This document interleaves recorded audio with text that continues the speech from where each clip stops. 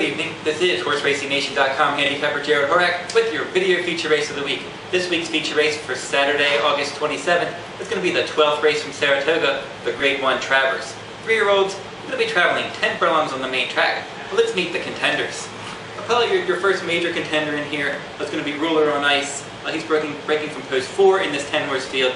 Last time out he finished 3rd in the Haskell. Before that he was the upset winner of the Belmont Stakes. He handles any footing.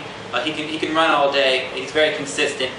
Definitely one you probably want to use at least in your top 3. I don't know if he's quite going to get the job done in here, but he's consistent. He's going to set a good tactical trip.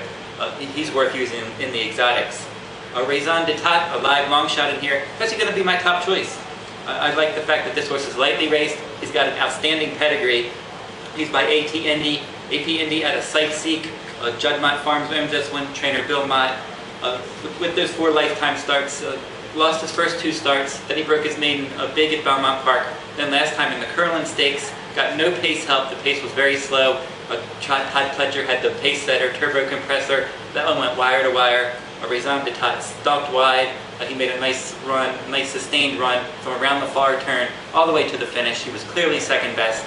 Now, I'm not quite sure if he's ready to step up to face this kind of company right now, but he's definitely worth a shot because he's lightly raced. He's got an outstanding pedigree, great connections in his corner. His numbers are going the right way, and if he can improve off of his last speed rating, he might have a shot to upset this field. He's definitely bred for the distance. At 10 to 1, I'll take my chances. Coil is going to break next to that one.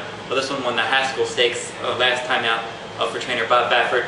He likes to win races. He's won a couple graded races. He won the Affirmed over on the West Coast, and then also he finished second, just missed by a head in the Swap Stakes. So he's been running well. He's been improving.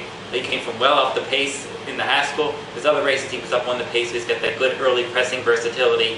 He's got 3 works over the track. His second work over the track, Baffert wasn't impressed with. But then his last work, he came back and worked a bullet. He typically does work fast, and he did last time, so maybe he's ready to run a decent race. But he's probably not going to offer a lot of value. He's your second choice on the line at 3 to 1. Stay Thirsty with your 5 to 2 morning line favorite. I think he deserves to be favored in here. He won the Jim Dandy Stakes. He got a 106 Beyer speed figure. Now that 106 speed figure is the best Beyer speed figure in route races by a 3-year-old this year. So coming off of that big Beyer speed figure over the track. He's actually got 2 wins and a second at Saratoga. He loves the track. He's got great tactical speed.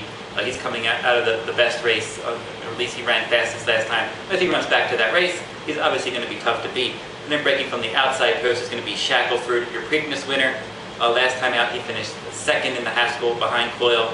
He always runs his race. He's 1 for 6 in stakes races. He goes out there. He's usually part of the pace. He tries hard throughout. And again, there's not a ton of pace in this race. I would expect that Shackleford is going to be forwardly paced throughout. He can typically has some good fight in him.